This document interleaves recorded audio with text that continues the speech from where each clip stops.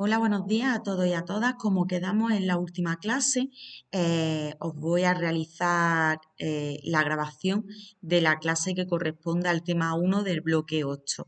Ya sabéis que hasta ahora habíamos visto el bloque 7 y ahora comenzamos el bloque 8, que tiene dos temas, el tema 1 y el tema 2.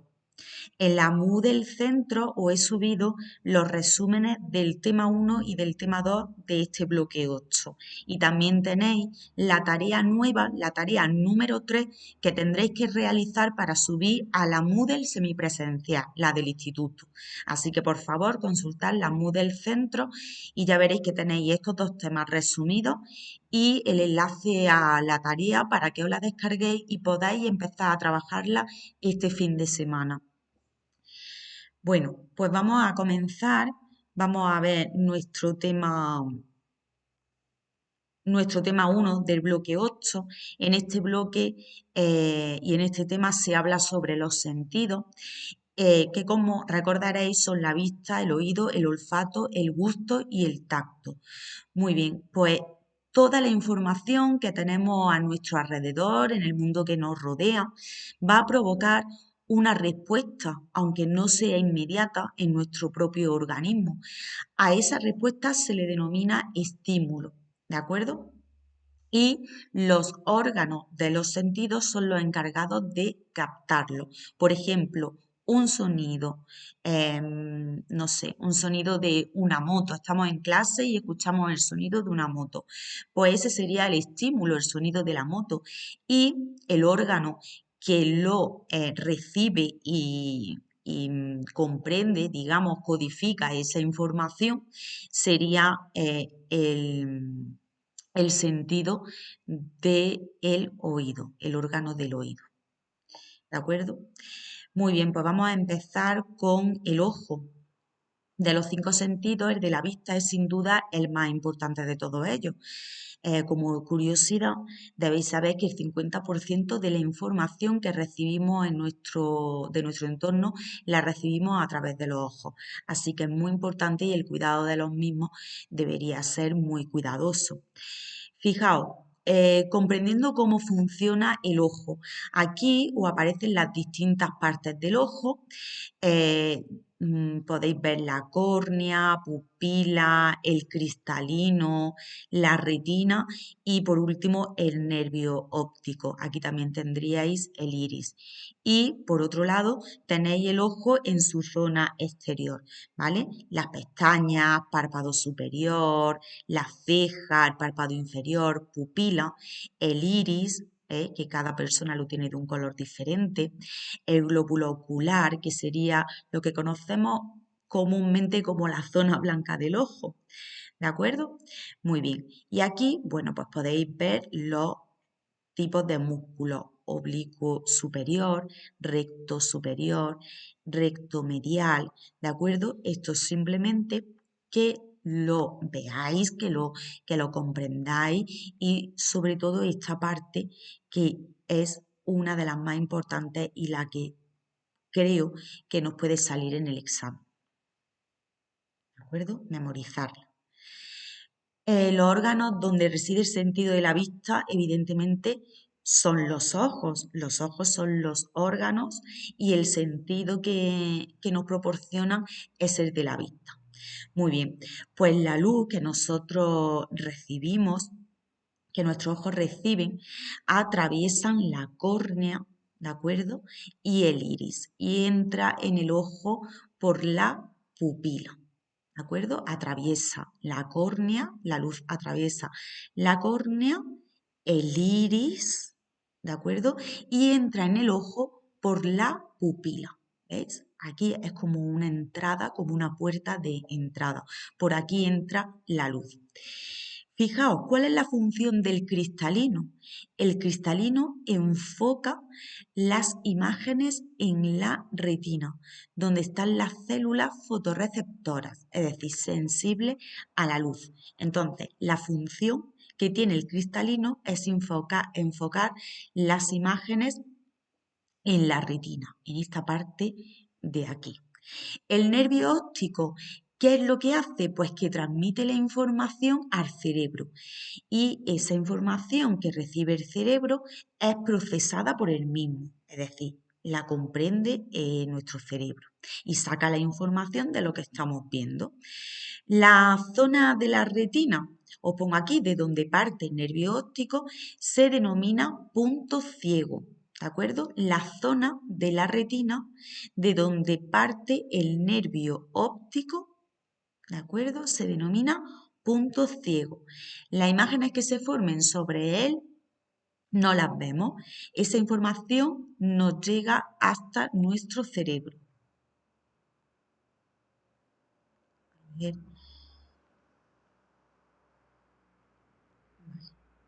En cada ojo se forma una imagen distinta del objeto que miramos. Es normal porque cada ojo ve el objeto desde un ángulo diferente. ¿De acuerdo? Como curiosidad. Y esas imágenes que reciben nuestros ojos, bueno, ¿cómo se juntan? De este trabajo se encarga nuestro cerebro. Las dos imágenes separadas se envían al cerebro para su procesamiento, cada una por su nervio óptico correspondiente. El cerebro las combina y obtiene una sola imagen tridimensional. A este fenómeno se le denomina visión estereoscópica. ¿De acuerdo? Las imágenes nos llegan por separado y entonces el encargado de combinar, de juntar todas las imágenes que recibe nuestro ojo, las combina y las junta, digamos, el cerebro. Hace de puzzle, junta al puzzle el cerebro y es el que obtiene una sola imagen tridimensional de lo que estamos viendo. ¿De acuerdo? Entonces, a esta visión se le llama visión estereoscópica. Puede ser que nos lo pregunten en el examen. Denomina qué significa o qué es la visión estereoscópica. Pues ya sabéis que es la unión de imágenes separadas en el cerebro y que éste se encarga de procesarlas y de combinarlas y de obtener una imagen tridimensional de todas las imágenes que están llegando a nuestro ojo.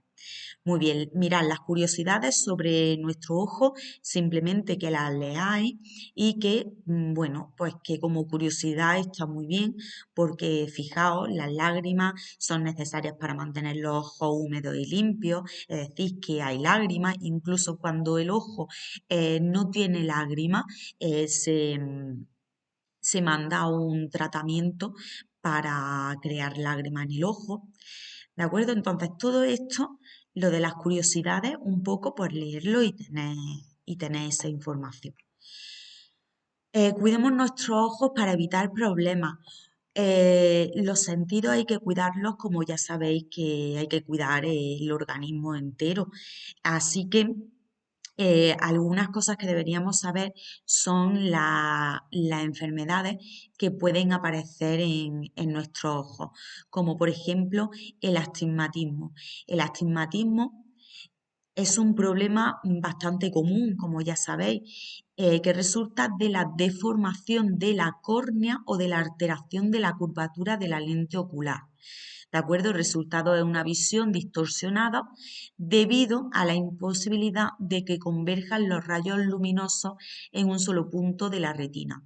Se trata de un defecto en general no progresivo, pero puede ser corregido mediante gafas o lentes de contacto. Este problema es muy frecuente entre la sociedad, el astigmatismo. Entonces, de aquí, pues pondríamos que es un problema muy común y que resulta de la deformación de la córnea o de la alteración de la curvatura de la lente ocular. ¿De acuerdo? Y que el resultado es una visión distorsionada. Eh, Otra cosita que tenemos que tener en cuenta es que el astigmatismo es de origen hereditario. Si, por ejemplo, mis padres tienen astigmatismo, pues es probable que yo herede astigmatismo. Pero también se puede producir, pues fijaos, por complicaciones en una intervención quirúrgica, por un traumatismo, por un golpe o simplemente que provenga de otro tipo de enfermedad. El astigmatismo, normalmente la gente que lo tiene, pues puede tener dolores de cabeza, puede tener mareo, aunque son menos frecuentes, y todo esto sucede porque el ojo intenta compensar el defecto con la acomodación, con lo cual hace un esfuerzo muscular superior y puede provocar esos dolores de cabeza. La miopía también tiene un componente hereditario, igual que el astigmatismo. Mientras que a partir de cierta edad, sobre todo en personas que leen mucho, es frecuente que aparezca la vista cansada o también presbicia. ¿De acuerdo? La vista cansada nosotros lo conocemos normalmente como vista cansada, pero el nombre técnico sería presbicia. Se debe a la pérdida de elasticidad de los tejidos oculares y suele empezar a partir de los 45 años y es similar a la hipermetropía. Estas alteraciones se corrigen con facilidad con el uso de gafas adecuadas.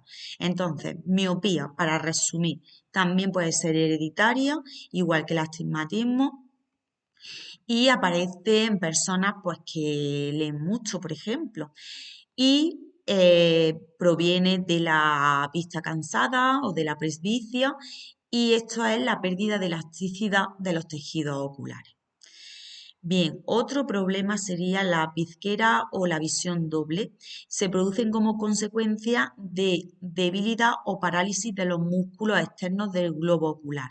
Es decir, debilidad o parálisis de los músculos externos del globo ocular pueden producir o bizquera o visión doble. La diplopía o visión doble es la percepción de dos imágenes de un único objeto, es decir, es cuando vemos un objeto doblemente, ¿vale? El estrabismo o bizquera es la desviación de la simetría de los ojos, ¿de acuerdo? Lo que, por ejemplo, una persona que es bizca, ¿de acuerdo? Es una desviación de la simetría de los ojos. El estrabismo puede curarse con el uso de lentes con forma de cuña, ¿vale?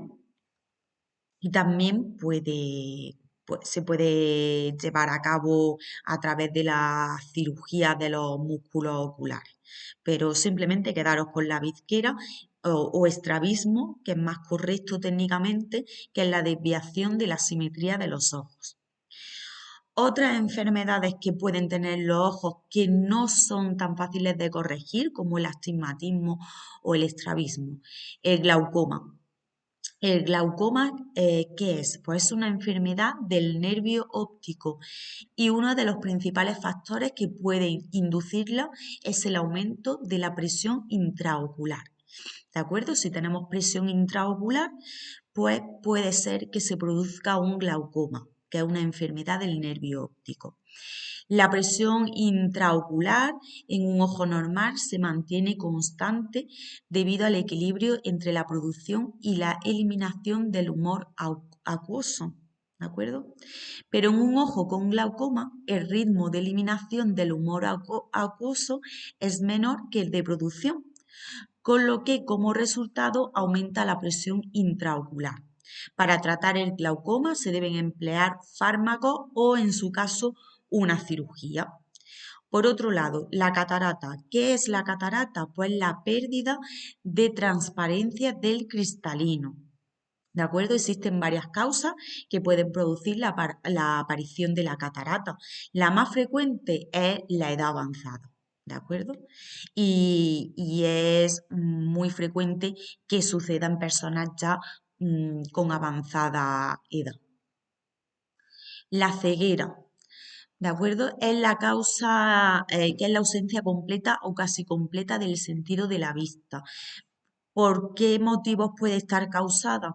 Pues por algún obstáculo que impide la llegada de los rayos de luz hasta la retina, por una enfermedad del nervio óptico, por una malnutrición, por ejemplo, la carencia de la vitamina A, por alteraciones en las áreas cerebrales de la visión, por diabetes, por hipertensión o por ceguera congénita.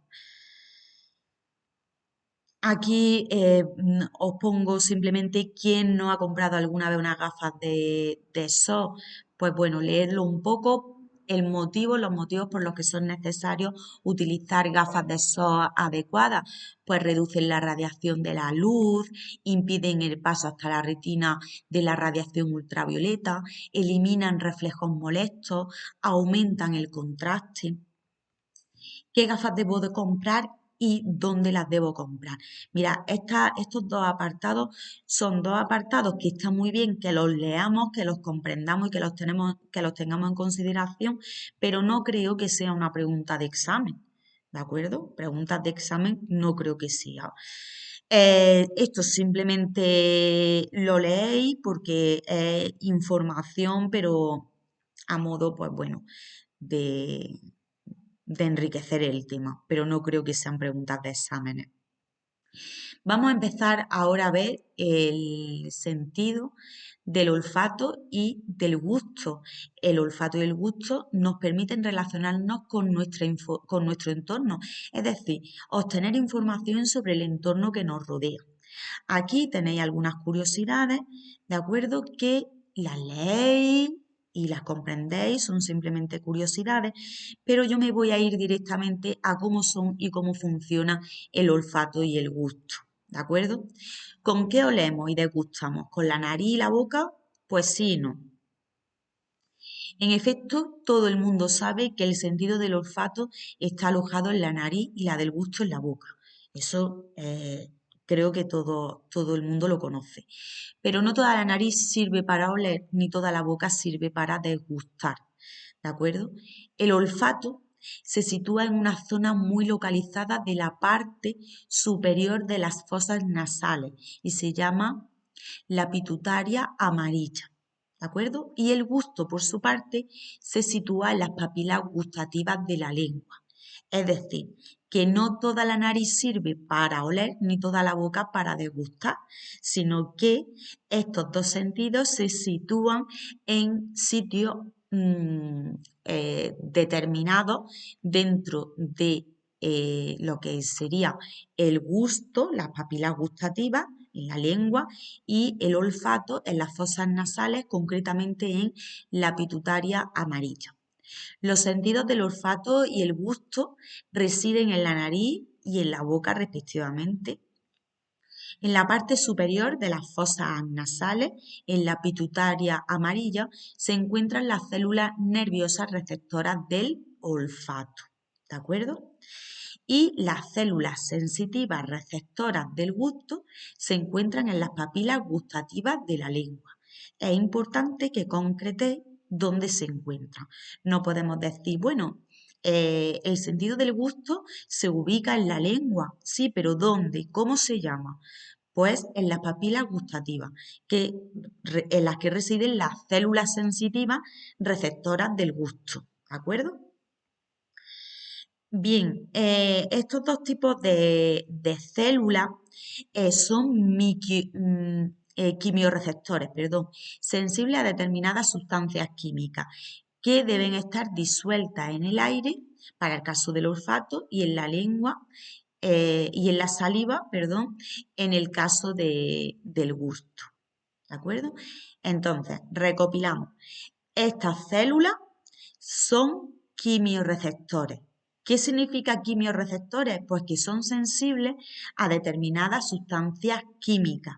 Esas sustancias químicas pues van a estar disueltas en el aire en el caso del olfato y en el agua, en la saliva, para el gusto. Bien, pues vamos a seguir y vamos a ver la anatomía de la nariz y la parte de la boca. ¿De acuerdo? Aquí pues podéis ver las distintas partes, aquí las papilas gustativas, donde se toma la información del sabor amargo, el ácido, ¿de acuerdo? Veis que aquí hay zonas de la lengua que no tienen esas células específicas en recibir el gusto, esta parte central de aquí no tiene esa capacidad, no tiene esa célula quimiorreceptora. Bien, pues simplemente ubicar dónde suceden estos dos sentidos concretamente. ¿De acuerdo? A veces se pierde el gusto y el olfato. El olfato y el gusto pueden perderse parcial o totalmente como consecuencia de múltiples factores. Ya sabéis que una que está lamentablemente muy activa es por el tema del COVID. El tema del COVID puede ser que perdamos el olfato y el gusto.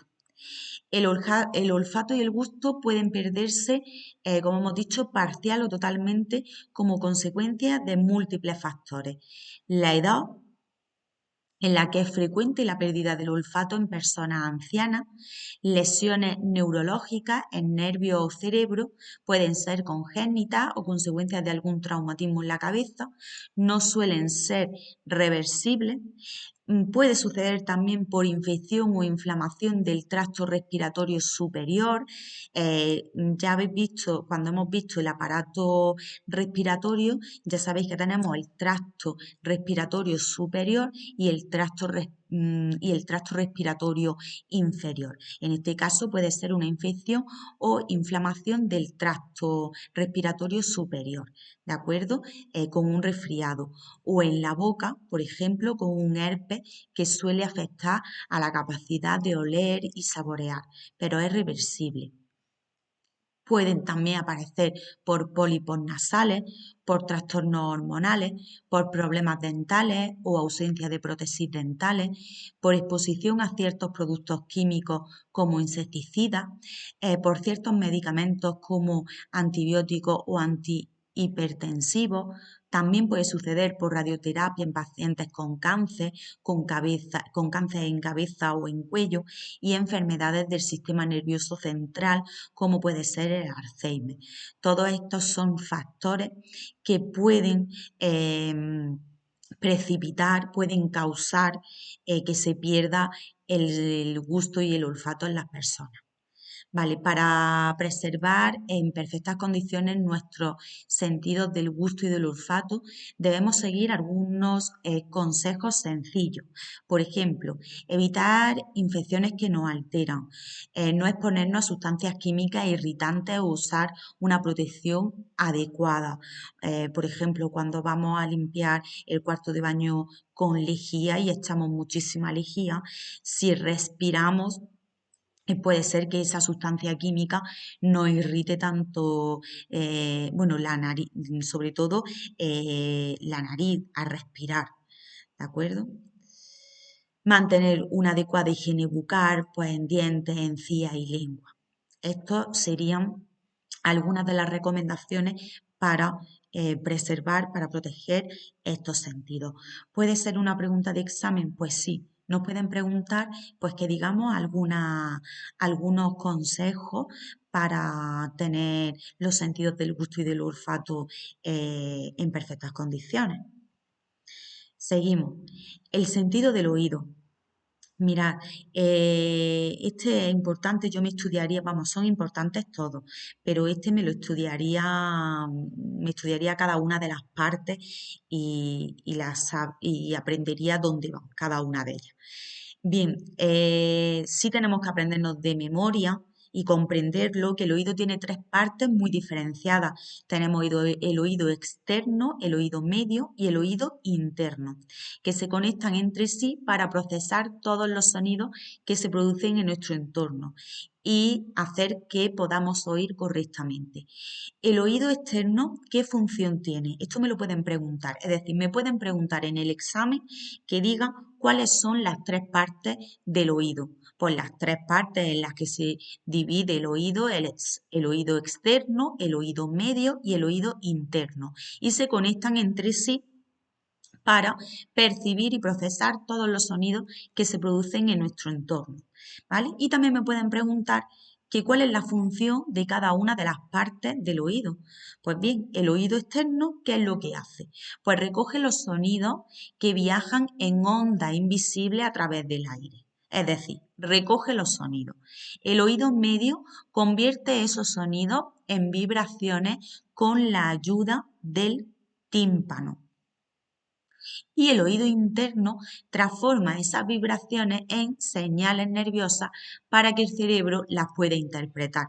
Quiere decir que, fijaos, entra el sonido en mi oído, primero lo recibe el oído externo, que es quien recoge los sonidos que viajan a través de ondas invisibles, a través del aire.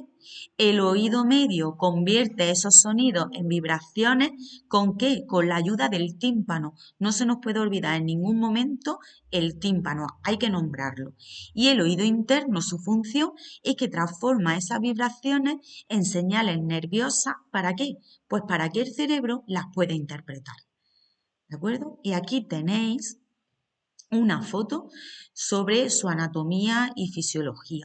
Y además os dejo un vídeo que simplemente es pinchar y que lo veáis sobre todo este proceso que hemos estado explicando. El oído, tenéis que acordaros que tiene dos funciones muy importantes. No solamente el de la audición, el de poder oír los sonidos de nuestro entorno, sino que también nos ayuda a mantener el equilibrio. Muy bien. A veces el oído tiene algunos problemas, muchos de los cuales tienen solución. ¿De acuerdo? Vamos a ir viéndolos poco a poco. En el oído externo causa problemas la presencia de cuerpos extraños en el conducto auditivo externo, por ejemplo, insectos, algodón usado para limpiar el oído o cerumen seco. Esta sería la parte más externa de nuestro oído. Para ello, ¿qué podemos hacer? Pues tenemos que retirarlos con mucho cuidado y si alguno no lo podemos retirar, pues tenemos que acudir al médico para que lo haga.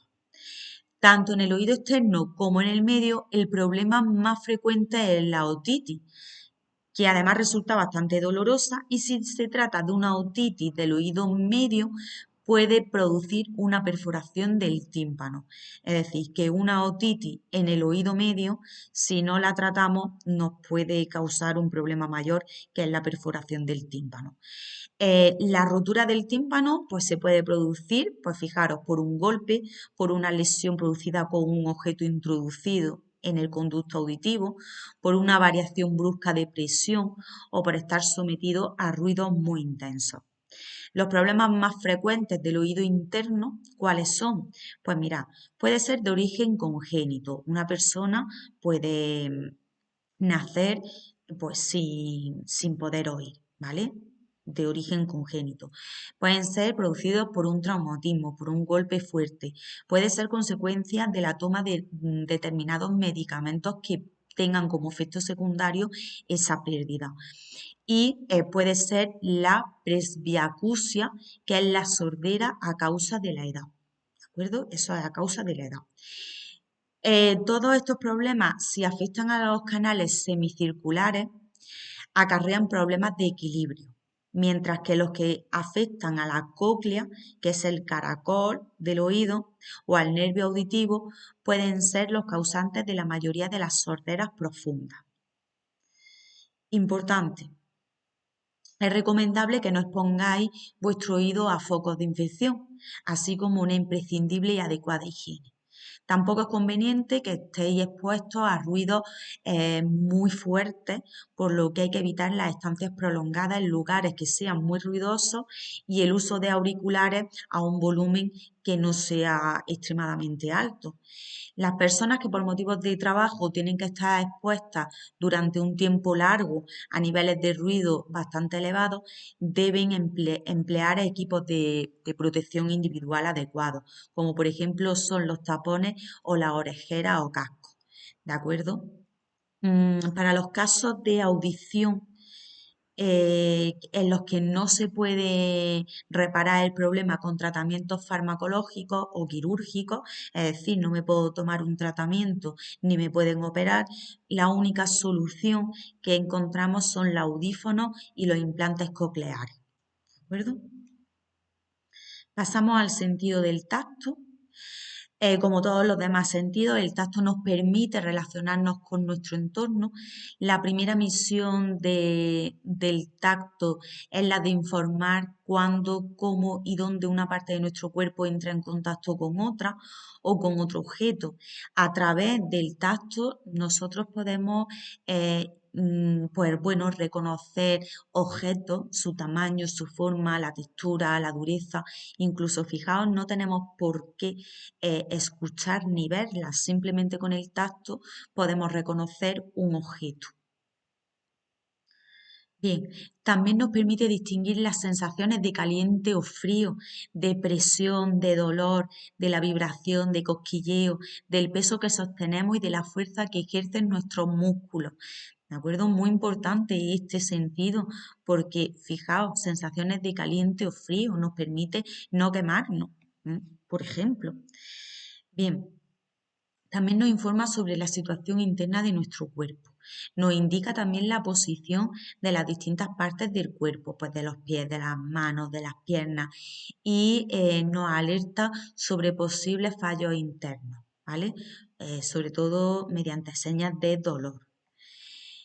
Fijaos, con entrenamiento puede llegar a ser tan sensible como para permitir leer con los dedos usando el código Braille, que ya sabéis que para la gente que no puede ver, pues tenemos el código Braille, que es a través del tacto.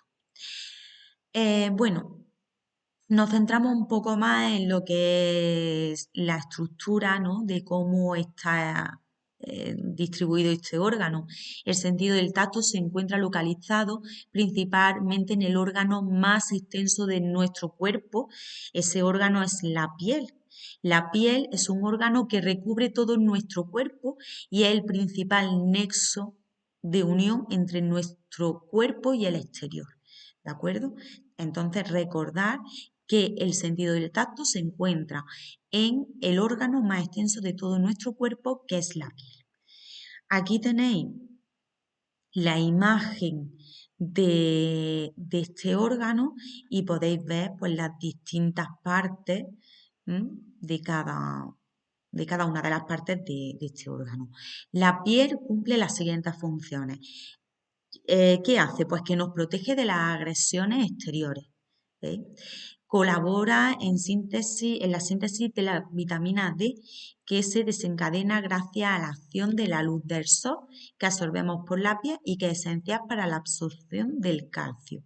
Es decir, nos permite la absorción de la vitamina D.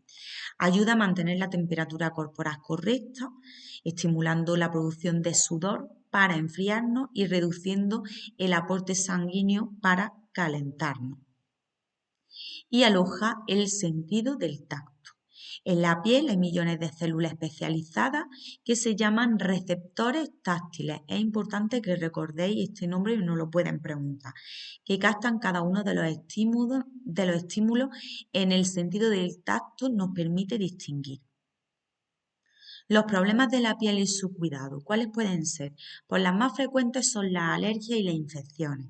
Las infecciones que afectan a la piel pueden estar producidas por distintos motivos, por virus como verrugas, herpes, sarampión, varicela, rubeola, por bacterias, acné, dermatitis, enzema, por hongos como puede ser el pie de atleta, por parásitos como la sarna. Entonces, fijaos, esto yo lo podría ver como una pregunta de examen también, ¿de acuerdo? ¿Cuáles son las afecciones de la piel? ¿Por qué motivos pueden estar producidas? Pues por virus, por bacterias, por hongos o por parásitos, ¿de acuerdo? Y poner un ejemplo de cada uno de ellos. También son frecuentes los problemas causados por picaduras de insectos o por mordedura o por quemadura que nos podemos hacer en un accidente doméstico o cuando estamos muchas horas o un tiempo prolongado expuestos al sol. Como es el caso, por ejemplo, de la playa, tomando el sol. En los últimos tiempos ha crecido mucho el número de pacientes con melanoma, que es un tipo de cáncer de piel asociado a los melanocitos. ¿Qué son los melanocitos?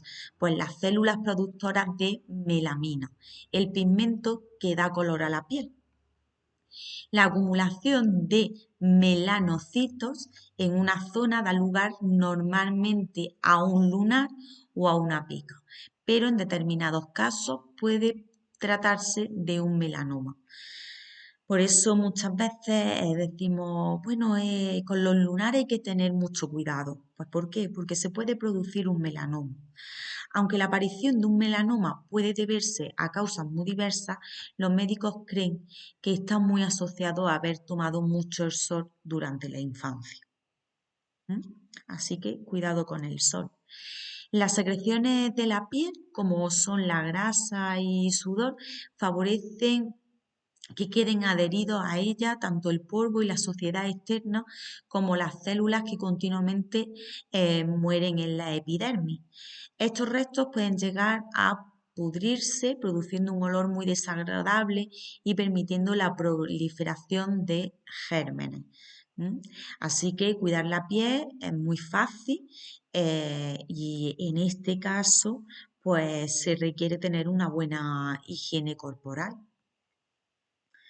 Muy bien, pues seguimos y bueno, aquí hasta aquí ha llegado el resumen de este tema. ¿Qué cosas importantes me estudiaría yo para el examen? Pues para el examen me estudiaría el glóbulo, el globo ocular, me estudiaría lo que viene en negrita, me estudiaría esto de aquí, ¿de acuerdo? Me estudiaría las enfermedades que pueden tener los ojos. ¿Qué más me estudiaría de examen? Bueno, pues todo lo de las enfermedades, todo lo de las enfermedades. Me estudiaría dónde se localiza el olfato y dónde se localiza el gusto, es decir, esta parte de aquí, que ya como habéis visto es bastante fácil.